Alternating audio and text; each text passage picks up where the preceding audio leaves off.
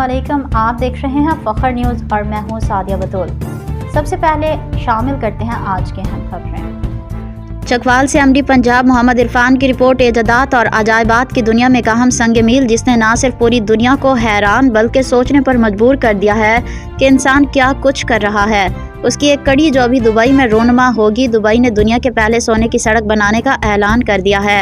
Dubai हुकूमत ने बाकायदा नए गोल्ड डिस्ट्रिक्ट का इफ्तिताह कर दिया है, जिसमें बताया गया है कि दुनिया की पहली गोल्ड स्ट्रीट दुबई में बनने जा रही है। दुबई हुकूमत के मुताबिक रिटेल, होलसेलर और सरमायाकार सब एक जगह जमा होंगे।